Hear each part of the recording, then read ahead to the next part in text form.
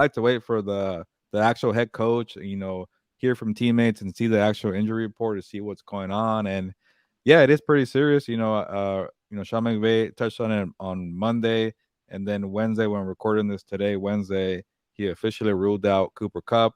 And you could tell Sean McVay didn't want to get too much into it. Like he knows it's a serious thing, but they're still in that phase where like they don't really know what's going on. And it happened last year with Matthew Stafford with the spine injury. Remember, like we couldn't get answers. Like, okay, is he gonna come back? Is he not? And like, yeah, we're still trying to figure it out here. So, just judging off of that example, it's not a good look. And then they asked Sean McVay, "Is IR a possibility?" And he's like, "Yeah, it's a chance." And you know what? Honestly, I'm tired of talking about it. I want to move on to these young guys here and focus on them. So that all to me feels like they're expecting the worst, and obviously the worst. I'm not gonna say that the worst will be season ending. They're gonna take on more precaution, and when you do that, it usually tends to be IR. So I'm not trying to be the negative Nancy here, but just judging from Sean McVay, it could be multiple weeks, and if it's gonna be multiple weeks, then maybe you consider IR. But the tricky part is when you can't use up IR spots too many times. So you go on there one time, you can't really go back either. So is it worth to use right now too? So all these things they're probably debating right now. Yeah, and it's not a good look. I know we had our fantasy draft over the weekend, and I know I've heard a lot of people who are concerned about this injury. He's we don't know. That's the thing with hamstrings.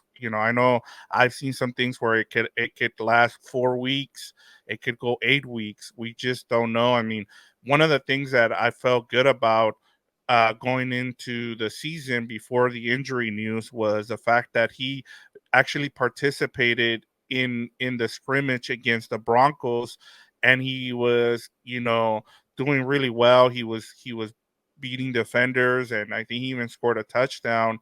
And he had separation on his defenders, and so I felt good about it.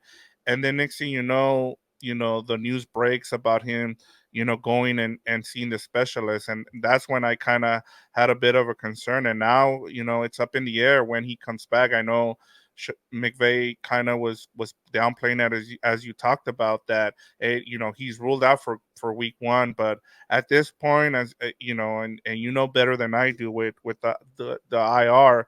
But it's do you, as you said, do you sit him for the first 4 weeks, or do you at this point you just kind of want to make sure he's okay? So it's a tough situation that the Rams find themselves already, Gilbert.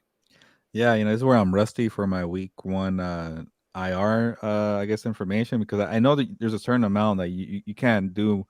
Most years it's two, but then they keep changing it back and forth. Ever since the whole COVID year, it's like, okay, what do we like, what do we don't like? So, that's my bad on me. I'll do my research, but I just know it's definitely not more than two. So, or it could be just one. If you go on IR, you come back, but once you go back on IR, you're done for the year, and you don't want to do, maybe use that up. But if you feel like you got to, and you need to have some flexibility for the roster, then you got to do it.